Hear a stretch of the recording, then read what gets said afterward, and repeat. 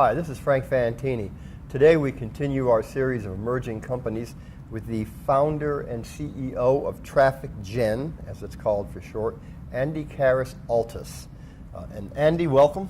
Thank you very much. And tell us a little bit about your company, what you do, and where you intend to go. Well, we are a Las Vegas and Gibraltar-based company, and we like to think that we're on the very leading edge of what we call convergence marketing technology.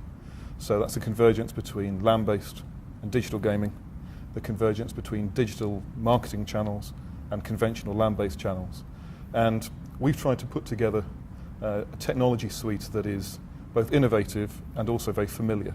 So we've brought together the equivalent of 5 or 6 different systems, and we've put them all in one place. And the idea is that we will empower casinos to be able to leverage their brands in the digital space rather than being exposed to isolated digital products. There's lots of folks out here who are saying very similar things. Mm-hmm. That they've got software, they're going to drive traffic to, digitally to casinos and cross-market and all of those other things. What makes you different? Well, I think it's because fundamentally we don't do that particular thing. We put tools in the hands of casinos that enable them to retain their customers better, to leverage the power of a digital platform, to actually give a casino a purpose, which is something that can be quite challenging for people who are not familiar with digital gaming. And we enable them to take a single customer view across their entire business and understand the true value of that. And so what that really means at the end of the day is they have a comprehensive marketing toolkit that will work across all aspects of their business, in property and out, and will make sense of that digital space.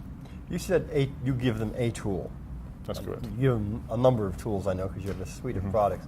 But can you describe, say, one of them so we can get a better idea? So we take a big data platform, the same kind of technology that LinkedIn or Facebook would use, albeit on a much smaller scale. And then on top of that, we place a series of marketing tools. So for example, we use artificial intelligence robots to scamper around social networks and gather information about conversations that are taking place with gamblers in the United States.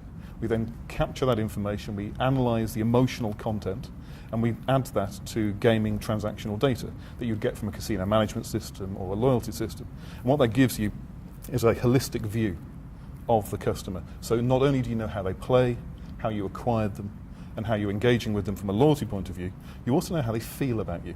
And so emotional state can change before gambling behavior can change. So are these individual customers? In other words, is it me?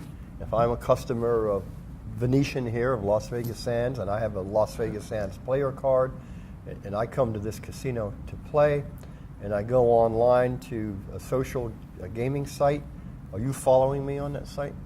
What we do is we go to communities, and there are vast communities across the internet of gamblers who come together, and they talk to each other in an open space, and it's full public disclosure, and they are sharing their experiences with each other, right, positive and negative. And we are observing those conversations and we're studying them.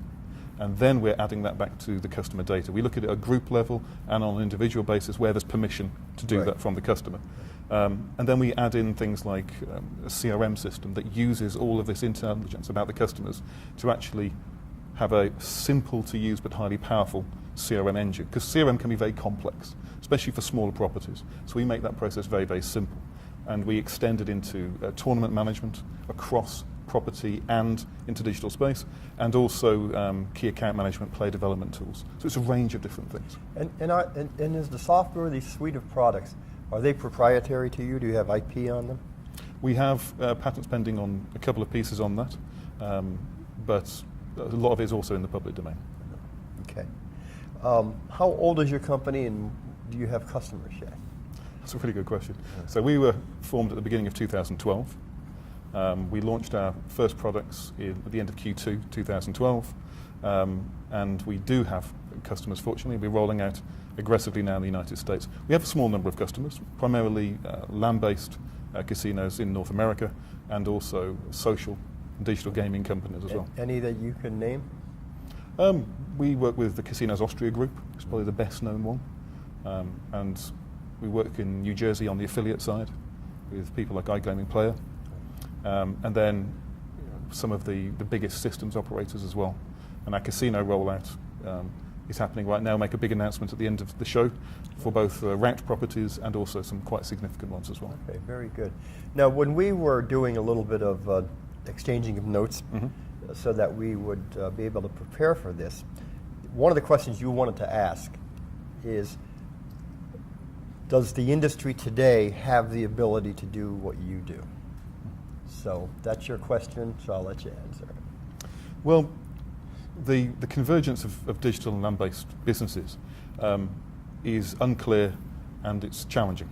And we have suppliers providing digital casinos with no real pitch on how to use them and what actually the function of these things should be, if we put aside New Jersey and Nevada and Delaware.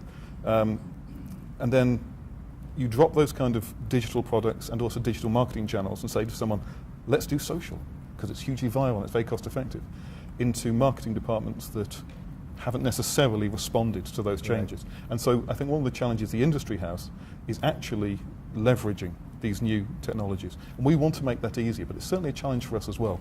Explain to people who are very new to this kind of thing. Right, I understand that. Anything else we should know about traffic, Jen, Andy? I think that we are kind of the banner child for convergence. And there's lots of talk about it, and there's lots of things that people are confused about. But I think certainly we want to see over the next 12 months, in addition to hyper-growth and capturing all the market share and being the undisputed leader, which we'd love to be, is also a step change in how casinos actually engage with their customers, how they communicate with them, and to start to build a one-to-one dialogue, which has been quite difficult to do with traditional means. So at the end of 12 months, we hope to see a very different marketplace. Final question is, our core client is the investor. And investors obviously are interested in what they can invest in, as well as the competitive impact that private companies may have on the market. Do you have a long-term exit strategy? Do you eventually sell, or do you need to raise money and maybe tap the public markets at some point? At the moment, we don't have a plan for raising any funds. We've been profitable for a considerable length of time, and our growth has been organic, and we think that the market's growing rapidly enough, and we're at the head of it, that we can do that without having to go to the markets. However, in terms of exit, it's difficult to see beyond capturing that market share, but if we assume that we are successful, then I think we will probably see a trade sale as the desired exit route. I'm not sure that going public would be suitable for a small company like ours. Right. But we've got to get to owning the market first before we even think about that kind of stuff. Okay, very interesting, Andy. Thank you. Great meeting you.